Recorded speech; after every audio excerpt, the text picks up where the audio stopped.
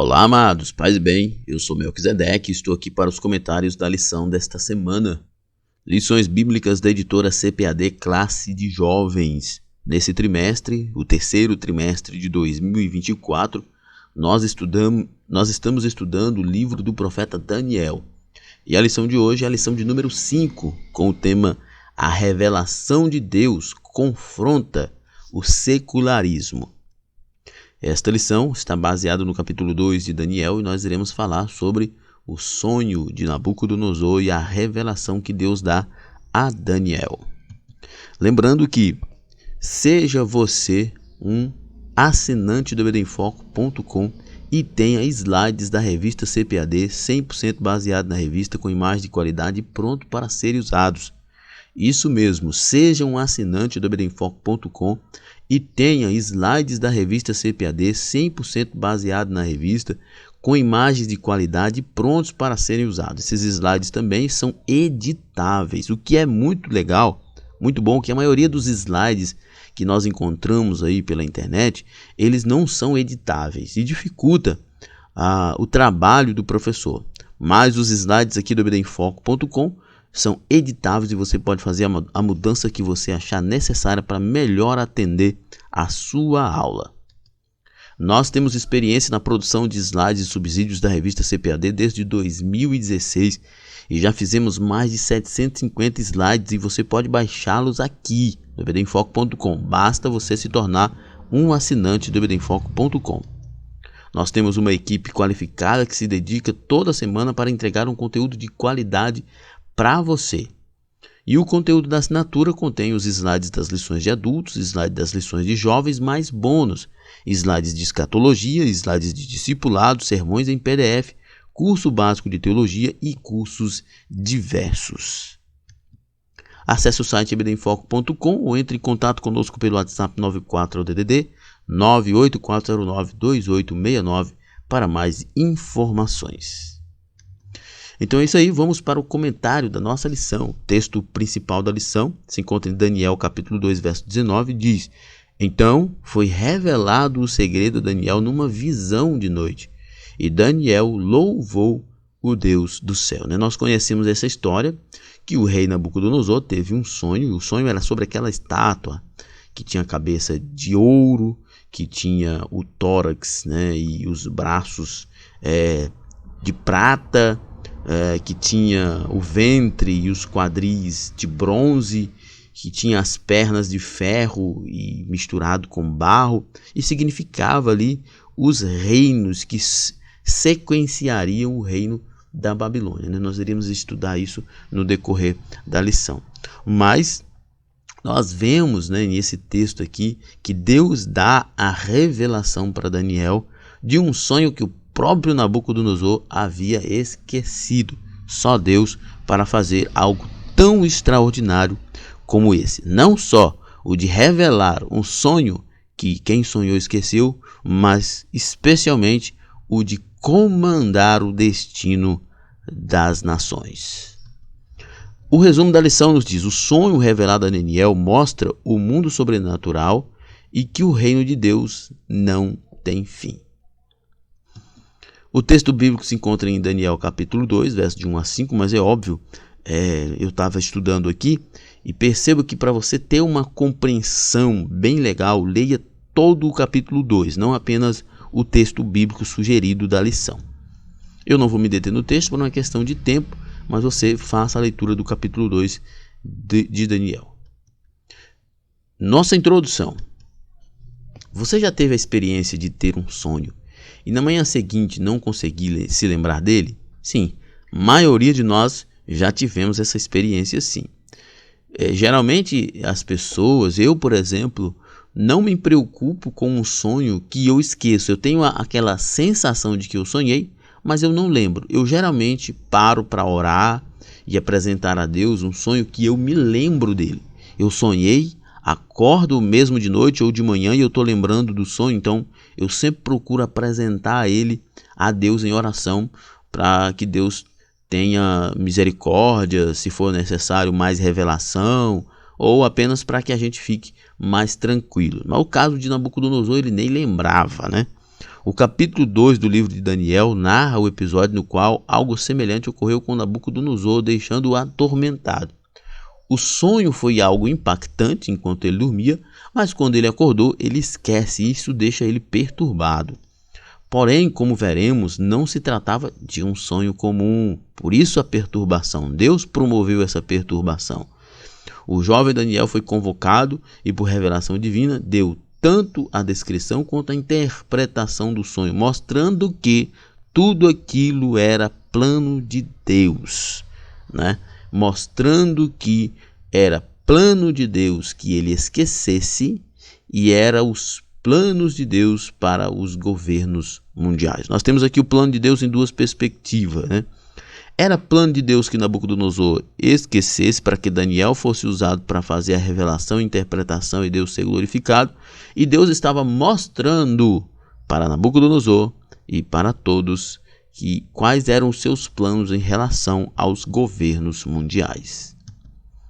Neste estudo também aprenderemos com as atitudes de Daniel diante de uma situação de crise.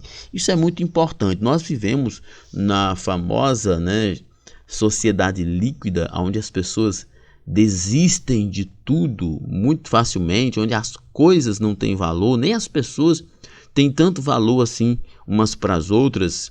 Aqui nós temos uma observação que é importante: como agirmos diante de uma situação de crise, né? Jovens, adultos, qualquer um de nós, tanto no âmbito cristão, religioso, no âmbito religioso mesmo, quanto no âmbito secular. Não estou aqui defendendo que nós tenhamos duas vidas, vida cristã e vida secular, vida espiritual e vida secular, não. Mas assim, há esses aspectos da nossa vida, aspectos de devoção, de templo, de comunidade, e o aspecto secular. Nas duas situações, nos dois casos, como agir diante de uma crise? É importante a gente lembrar. Nabucodonosor ficou desesperado, Daniel buscou a Deus. Primeiro tópico: o sonho perturbador do rei. O primeiro e o segundo tópico, eles são bem mais históricos, bem mais hermenêutico do que exegético ou homilético, tem pouca aplicação. Mas nós vamos trabalhar os dois primeiros tópicos para poder entender melhor, e então o terceiro tópico que tem mais aspectos práticos para a gente aprender. Mas vamos lá. Um sonho esquecido, No capítulo 2 do livro em estudo, somos apresentados a primeira crise enfrentada por Daniel, que colocou ele e seus companheiros em perigo. Tudo começou com um sonho perturbador que assolou Nabucodonosor e o deixou sem dormir. Um sonho que o indivíduo nem sequer lembrava. E Daniel, que havia sido levado de sua terra para ser um sábio na Babilônia, tanto que nós já estudamos nas outras lições, ele e seus amigos foram colocados para estudar, para se tornar sábios. E chegou o momento em que esse estudo, que esta fama de Daniel já como sábio, chegou o momento em que ela foi requerida. A primeira crise do jovem Daniel. E aqui eles ainda são jovens. É importante pensar nisso aqui. Eles haviam acabado de ascenderem à corte, deixar de ser estudante para serem sábios na corte, mas eram jovens, pouco mais dos seus 25 anos aí, eram jovens. E eles enfrentam a primeira grande crise. E essa primeira grande crise não é uma crise que você possa dizer assim: não, eu não dou conta, passa para outro e está tudo bem. Não, o problema dessa crise é: eu não dou conta, eu perco a cabeça, literalmente, a cabeça vai ser cortada. Então, nós vemos aqui Daniel enfrentando a primeira crise e como que ele resolveu essa crise. Para gravar, no dia seguinte, o rei não conseguia se lembrar do conteúdo do sonho. Para a nossa cultura, esse tipo de esquecimento é a coisa mais comum. Mas, na superstição oriental da época, era considerado um mau presságio, indicando a ira dos deuses. Era um povo politeísta e eles se apegavam a tantas situações para que a religião fizesse sentido. E uma delas era essa questão do sonho. Se você sonhava e lembrava do sonho, os deuses estavam revelando alguma coisa. Mas se você sonhasse e esquecesse, os deuses estavam escondendo algo para que você tropeçasse e então se desse mal. Então, eles entendiam como um mau presságio, como que os reis, os deuses, melhor dizendo, estivessem armando uma armadilha para as pessoas. E por isso, o tamanho desespero de Nabucodonosor. Esses indivíduos eram especialistas em várias áreas do conhecimento e da ciência da época, incluindo previsões políticas, econômicas e sociais, né? É interessante que há registros de especulação financeira na antiga Babilônia. Olha só, milhares e milhares de anos atrás, os caras já sabiam que na entre-safra, né, das colheitas, o produto aumentava o preço porque aumentava a oferta, porque diminuía a quantidade de produtos no mercado. E com isso eles faziam especulação de mercado, colhiam, estocavam e esperavam para o momento da escassez para vender mais caro. Olha só, a gente pensa que isso é coisa de capitalismo moderno, não é não. Isso é mais antigo do que se possa fazer, do que se possa imaginar, né? E nós percebemos, né, que estes sábios, né, eram bastante entendidos, mas neste caso havia algo sobrenatural. Algo sobrenatural. E isso aqui é muito importante que a gente saiba. É muito importante você ter conhecimento. Nós já estudamos sobre isso aqui nessas lições, nas lições anteriores. É muito importante que o jovem ele busque conhecimento, estudar. Na minha época, eu já até falei isso aqui e sempre converso com os jovens da minha igreja. Na minha época de estudante, estudar era coisa maravilhosa. Você ia aprender a ler, novos horizontes se abririam. Hoje não. Hoje é necessário que se pague, né? Que se pague para o aluno ficar na escola. A motivação é meramente material, não há uma motivação intelectual de mudança de vida, né, sobre o estudo. O estudo é muito importante, então as pessoas precisam parar de ver o estudo apenas como um instrumento de ganhar dinheiro. Não, o estudo é um instrumento de conscientização. Isso é muito importante, né? É muito importante. Então, esses indivíduos eram especialistas em várias áreas do conhecimento da ciência da época, incluindo previsões políticas, econômicas, sociais. No entanto, para realizar a tarefa que lhes foi incumbida, eles precisavam de informações mais detalhadas, pedindo ao rei a descrição do sonho. Mas nós temos um problema. Apesar de toda a sabedoria, o problema se distingue de forma sobrenatural. E estes homens, apesar de todo o conhecimento, não estavam prontos para distinguir ou discernir um problema espiritual. Para a surpresa e temor desses conselheiros, eles ficaram sabendo que a tarefa não se limitava apenas a interpretar o significado do sonho, mas também a lembrar ao rei o que foi que ele sonhou. Olha só o problema. Matemática não dá para fazer isso, amigo. Ciência não dá para fazer isso. Política não dá para fazer isso. Economia não dá para fazer isso. Somente o sobrenatural. Estes sábios viviam a ciência, mas não viviam o sobrenatural de Deus, o contrário de Daniel e seus amigos. Essa exigência era incomum e parecia absurda, quase como uma brincadeira cruel, pois se não fosse capaz de atendê-la, seriam condenados à morte, né? Diante dessa situação, foram forçados a pedir novamente: conte-nos o sonho e daremos a sua interpretação.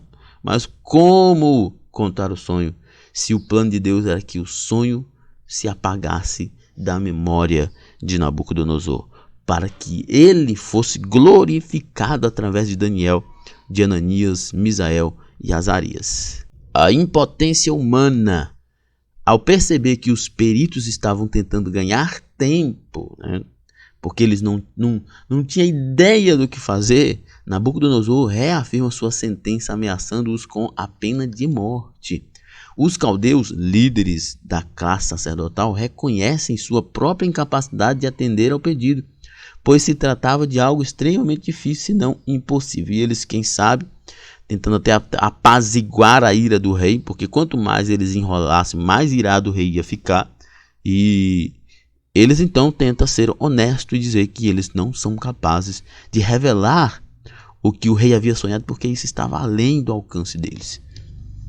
Eles afirmam que nenhum ser humano comum seria capaz de realizar tal feito e que nenhum rei, por mais poderoso que fosse, havia feito uma exigência tão extraordinária. Eles já ficaram chateados. Nós somos homens comuns e nós não podemos fazer nada. Mas há um detalhe importante, que Daniel era um homem comum.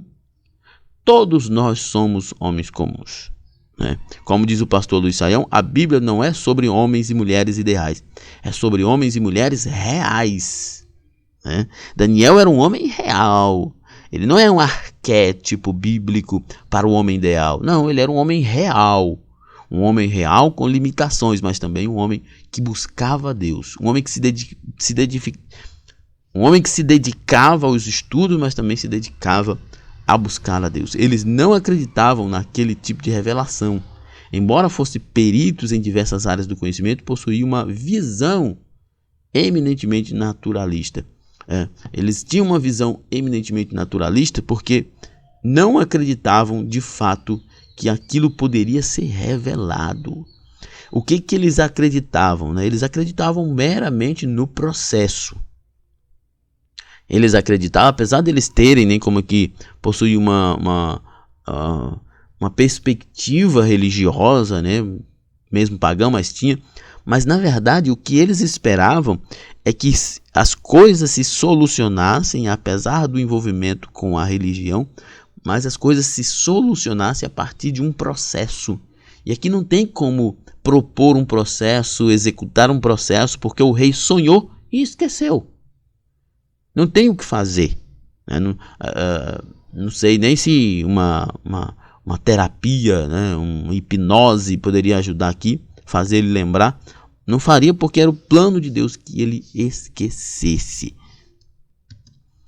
Precisavam de dados compreensíveis à mente humana para que pudesse interpretar o sonho. Apesar de acreditarem que os seus deuses tinham esse poder, não achavam que eles pudessem comunicar o sonho. Ou seja, a perspectiva que eles tinham, de muitos, né, de que Deus não é transcendente, ou melhor, de que Deus é transcendente, mas não é emanente.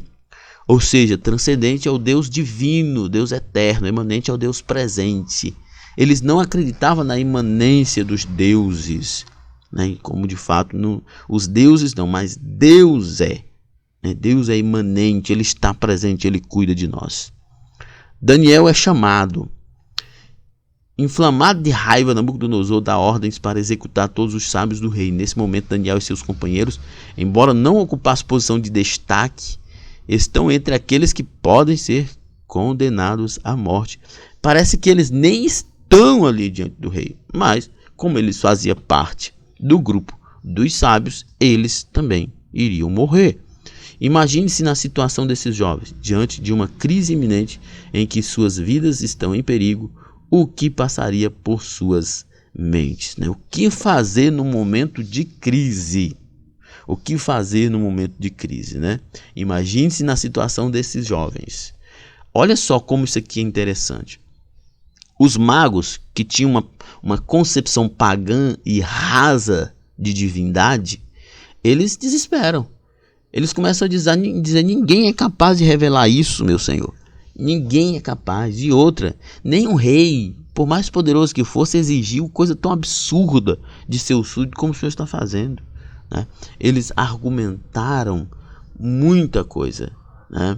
Mas e o caso de Daniel e seus amigos? Diante de uma crise iminente, em que suas vidas estão em perigo, o que passaria pela mente deles? Uma coisa é certa, eles não entraram em pânico. Eles confiaram no Senhor. Mesmo cientes do risco, eles não permitiram que o medo exagerado e paralisante os dominassem. Eles confiaram no Senhor. Então, o que fazer em tempos de crise? Confiar e buscar o Senhor. Segundo tópico, a conduta de Daniel e a interpretação do sonho. As atitudes de Daniel. Ao tomar conhecimento da sentença, Daniel adota algumas medidas para lidar com a situação. Em primeiro lugar, ele busca compreender melhor o que estava acontecendo, usando sabedoria e bom senso, ao conversar com Arioque, o oficial do rei. Olha só, eu acho isso aqui muito legal, né? Diante de uma situação difícil, a maioria das pessoas buscam soluções rápidas, soluções às vezes letais, ou entram em desespero. Mas o exemplo que nós temos de Daniel é sensacional, gente. É sensacional. Porque às vezes nós pensamos que solucionar um problema, né, depende do início ao fim uma revelação divina. E às vezes, antes de chegar na revelação divina, como foi o caso de Daniel, o bom senso já começa a melhorar as coisas, né? Ao tomar conhecimento da sentença, Daniel adota algumas medidas para lidar com a situação. E agora? Vamos buscar essa revelação logo para que evite isso? Não. Vamos usar o bom senso. Em primeiro lugar, vamos compreender a situação. Vamos ver o que está acontecendo. E usar o bom senso. Depois de entendermos, de compreendermos a situação, usemos o bom senso. O bom senso é o quê? Vamos conversar, né? Daniel chama Arioque, oficial do rei, e começa a conversar. Então Daniel falou avisada e prudentemente a Arioque, capitão da guarda do rei, que tinha saído para matar os sábios da Babilônia. Respondeu e disse a Arioque, encarregado do rei: por que se apressa tanto o mandado da parte do rei? Então Arioque explicou o caso a Daniel. Daniel está preocupado, porque ele sabe que o rei não ia voltar atrás. Mas eu volto aqui no meu argumento, lembrando que às vezes no momento de crise a gente precisa ter bom senso, parar e refletir, conversar, pedir uma informação. Em segundo lugar, ele vai ao rei e solicita mais tempo. Ele vai, né? A comunicação, isso aqui é muito importante, né? Professor, aluno, líderes de jovens na igreja, irmãos em geral, né? Comunicação. É muito sensacional que a comunicação destrói uma série de problemas dentro de uma organização. É muito importante. Então Daniel vê a situação, ele percebe que Arioque não é o cara que resolve o problema, é o rei. Então ele vai até o rei, vai se comunicar, vai conversar, vai usar o bom senso. Nem sempre as questões se resolvem rapidamente e nem sempre Deus age imediatamente. Quem disse que ele é obrigado a fazer isso, né? Além disso, o fato de o pedido ter sido aceito demonstra que Daniel era uma pessoa de palavra e não estava simplesmente adiando o problema. Ele estava olhando para a situação e buscando de fato uma solução. Em terceiro lugar, ele compartilha a situação com seus amigos. Isso aqui é muito importante, né? Capítulo 2, versos 17 e 18 diz que Daniel foi para a sua casa e fez saber o caso a Ananias, Misael e Azarias, né? Seus amigos. Às vezes, eu costumo dizer isso, às vezes tem situação que a gente resolve só nós e Deus. Às vezes. Mas muitas vezes tem situações que você precisa compartilhar. Você precisa encontrar alguém de confiança para que você desabafe, né? Para que você se relacione com essa pessoa, para que você adquira confiança, para que você compartilhe com ela essas situações, para que você seja aconselhado e acompanhado. Por exemplo, em situações de vícios, geralmente situações de vício precisam de acompanhamento. Jovens que se prostituem recorrentemente, jovem que se entrega a pornografia, a drogas e outras condutas recorrentes, só superam e só vencem isso com aconselhamento. Então assim, Daniel, ele sabe, ele tem essa sabedoria, essa noção de que diante de um problema que ele percebe ser muito grande, ele busca ajuda. Ele tem que buscar ajuda, e isso é muito importante. Buscarmos ajuda quando nós percebermos que estamos pequenos demais diante da situação. Isso destaca a importância de termos amigos, não apenas para momentos de diversão, mas também para intercessão e apoio mútuo. É importante a gente ter pessoas com que pode contar nesses momentos. Em quarto lugar, eles oravam pedindo misericórdia. Os jovens estudantes pedem intervenção divina. Você pode entender a importância desse ato? Só quem tem fé, só quem tem relacionamento com Deus buscaria essa resposta, né, em Deus, essa intervenção divina. Em vez de desespero, eles se voltam para o Senhor reconhecendo que somente ele é capaz de salvá-los.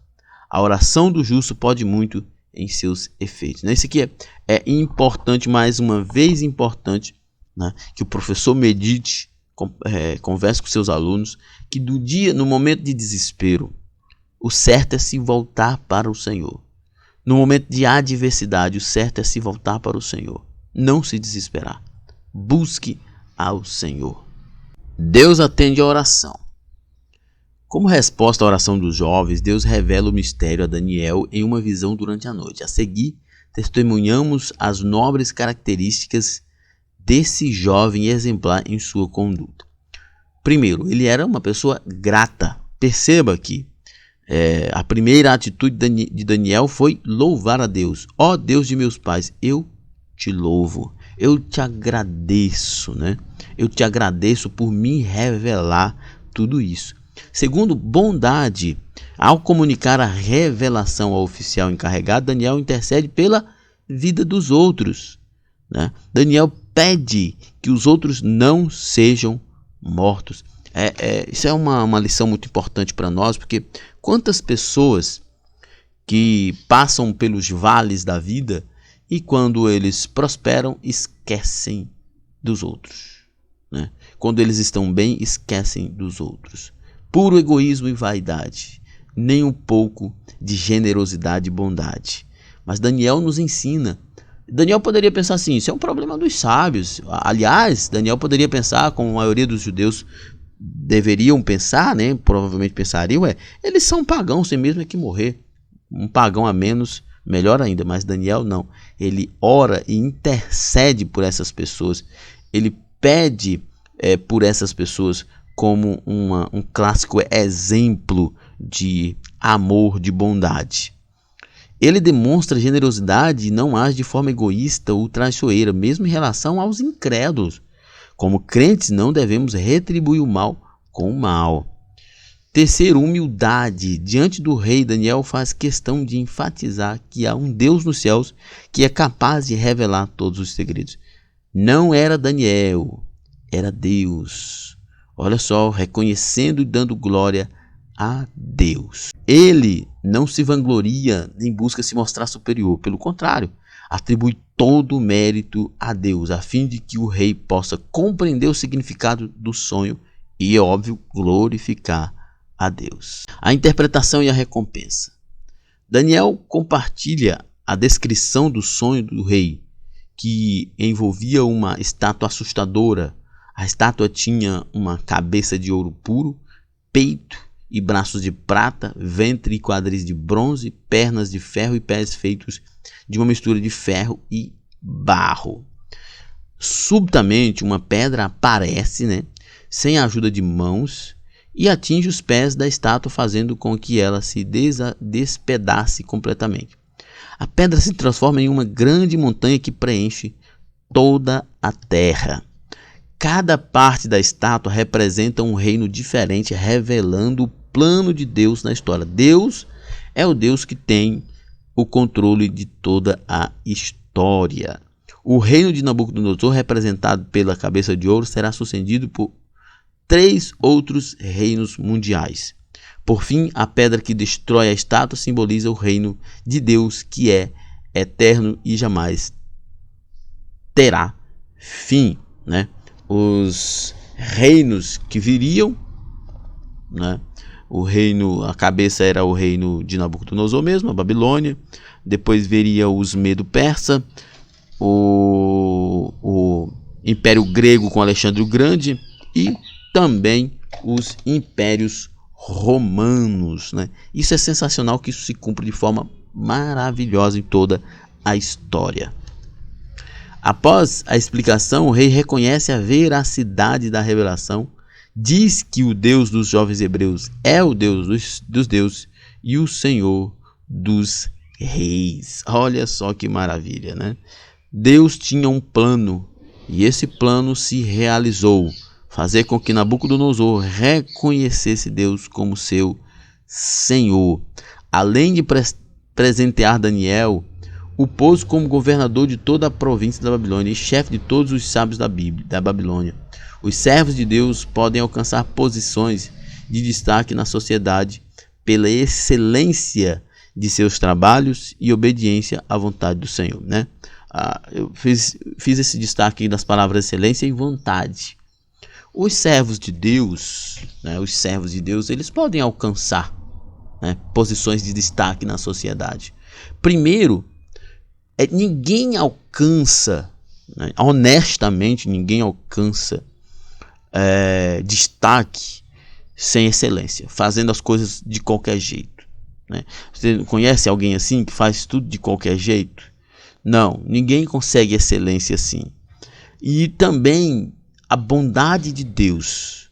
Deus é bondoso o suficiente. Deus é bondoso eternamente. Deus é bondoso perfeitamente.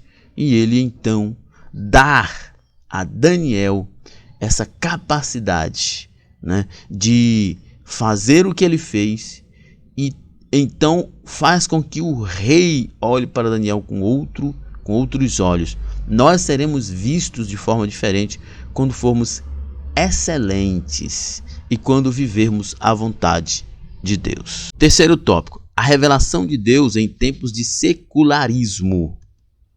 A infalibilidade da palavra de Deus. Um dos ensinamentos deste episódio é que a palavra de Deus não falha. Estamos diante de uma das mais notáveis profecias que se cumpriu na história, uma referência aos impérios que vieram logo depois do Império Babilônico, Império Medo-Persa, Império Grego e Império Romano. Está perfeitamente revelado na estátua. Muitos anos depois, capítulo 7, o próprio Daniel terá uma visão que irá retratar as mesmas realidades históricas desta revelação, conforme estudaremos detalhadamente na 10ª lição, né? Os impérios mundiais e a supremacia do Filho do Homem. Mas só lembrando que o contexto do sonho de Nabucodonosor, né? A estátua e suas divisões representavam o reino babilônico, o Império Persa, Império Grego e Império Romano. E aquela pedra significava o reino de Deus, que veio à terra e encheu toda a terra. Até mesmo os críticos da Bíblia têm dificuldade para explicar como isso ocorreu, afinal é algo sobrenatural. Daniel não fez previsão e calculou probabilidades a partir de dados conhecidos. Ele ouviu a voz de Deus, né?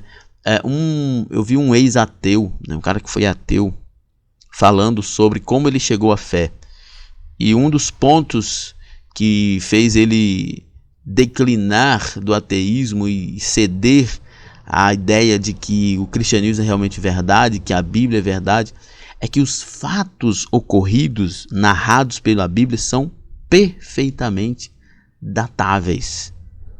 As profecias, elas foram perfeitamente cumpridas, né? A Bíblia é muito verdade, ela acerta demais, não há nada, a arqueologia tem confirmado de forma assim poderosa os relatos bíblicos, então isso só pode nos levar a uma conclusão: a Bíblia é verdade. O secularismo racionalista. Este episódio coloca em discussão no mundo atual a existência de um tipo de revelação além da razão humana. O processo de secularização iniciado a partir do iluminismo procura afastar a religião da esfera pública. E quando fala afastar a religião da esfera pública, não está falando da política, viu, gente? Mas está falando diretamente da ideia de que o iluminismo sempre propôs, e hoje a pós-modernidade continua com essa ideia, de que a religião ela deve ser privada, não pública. Ou seja, ninguém deve falar de Jesus na rua. Por exemplo, a questão do surfista brasileiro que foi impedido de surfar com as pranchas dele que tinha a imagem do Cristo Redentor. Referência religiosa. Ou seja, essa é a ideia, né? Essa é a ideia. O iluminismo e a pós-modernidade, a cultura woke, quer dizer o seguinte: não, você pode até ter sua religião, mas lá dentro da sua casa, enclausurado, fechadinho. Saiu aqui fora, você deve ser um ateu, um agnóstico, um neutro. né? A menina lá, a skatista brasileira que ganhou medalha de bronze, que fez lá Jesus é o caminho, a verdade e a vida, em Libras, que repercutiu por todo mundo, porque isso é o evangelho na esfera pública, sendo público, sendo publicado. Mas eles odeiam isso, eles não querem isso. Eles só querem que o cristianismo apareça na mídia quando o cristianismo está associado a pastores pedófilos, a pastores ladrões e pastoras e também a outras situações graves, não aquilo que é bom. No seu cerne está o secularismo, uma ideologia que parte da descrença na revelação divina de verdades aos seres humanos, restando somente os elementos fornecidos pela razão, o secularismo, né? As coisas são como elas são e não há nada por trás do que vemos. Mas nós sabemos que não. Nós temos esta convicção de que Deus existe e que Ele é galardoador dos que o buscam. Essa é a perspectiva adotada por ateus e céticos que insistem em desprezar a fé, sob o entendimento de que o universo é um sistema fechado de causa e efeito, sem espaço para o sobrenatural. Somos levados a entender que os consultores do rei tinham a mesma linha de pensamento. Apesar de religiosos, não acreditavam em uma revelação divina plena. Suas divindades não se comunicavam com os seres humanos. Nessa época parece presenciar algo semelhante, né? Eles não acreditam, como eu falei, apesar de acreditar nos seus deuses, eles não conseguem conceber a vida, né? As coisas fora dos processos, como uma revelação sobrenatural. Cientistas gostam dessa ideia de processo, a revelação e o sobrenatural. Antes de tudo, acreditamos em um Deus que se revela e revela seus planos ao homem, seja de forma geral ou especial, incluindo sonhos e visões, né? O profeta Amós diz que Deus não faz nada sem antes comunicar aos seus servos, os profetas. Qual é a ideia de Amós? É que Deus revela. Deus se revela. Deus se revela pela criação, pela sua palavra, por Cristo, pela própria natureza moral do ser humano. Deus se revela. O homem ignora Deus por amar o pecado, não por falta de evidência da existência de Deus. O favor de Deus sobre a vida do profeta mostra que a fé bíblica sabe conciliar revelação sobrenatural com razão, né? Daniel era um sábio, mas também era um homem que dependia de Deus para tudo. Como observou John Lennox, quando Deus revelou o assunto a Daniel, não suspendeu o uso da razão por parte do jovem. Daniel teve de usar a razão para entender as palavras que Deus lhe disse e formular a sua resposta a Nabucodonosor, que por sua vez precisou usar a razão para ver que a interpretação fazia sentido. Ninguém estava em êxtase, ninguém estava fora de si. A revelação de Deus é real e ela não deixa ninguém fora da sua consciência. Sem abrir mão da revelação, o crente faz uso de uma racionalidade conhecida por Deus, ou melhor, concedida por Deus, que opera em um nível além da compreensão humana. É uma racionalidade que não negligencia o sobrenatural, pois tem a certeza de que Deus está agindo no seu próprio mundo criado. Assim, por que nós falamos que o crente tem racionalidade para a sua fé? Nós cremos porque há evidências, né? Nós não cremos no escuro. Nós vamos além da evidência? Vamos, mas nós partimos da evidência. Partimos daquilo que é lógico. Nossa fé é absolutamente lógica. Nossa conclusão. O mesmo Deus que graciosamente revelou a Daniel o sonho do rei e a sua interpretação, e o mesmo Deus que continua a revelar-se em nossos dias, é o mesmo Deus. Assim como ele mostrou sua sabedoria e poder na vida de Daniel e ainda hoje demonstra sua presença e cuidado por meio de suas revelações, podemos buscar a Deus em oração, meditar em sua palavra e estar atentos à sua voz sussurrada em nosso coração. Podemos buscar a Deus e confiar que assim como ele revelou aquilo que Daniel precisava, ele também revela os seus planos para nós. Muito bem, chegamos ao final de mais um comentário. Você que usa os slides produzidos pelo EBD em Foco, tira uma foto de você ministrando e nos envie. Acesse o site ebdemfoco.com ou entre em contato conosco pelo WhatsApp para mais informações. E lembrando do conteúdo da assinatura, né? Slides de adultos e jovens, mais os bônus. E na plataforma ebdemfoco.com você tem tudo o que precisa para ministrar uma aula de excelência na EBD. Ficamos por aqui, até a próxima. Paz e bem a todos.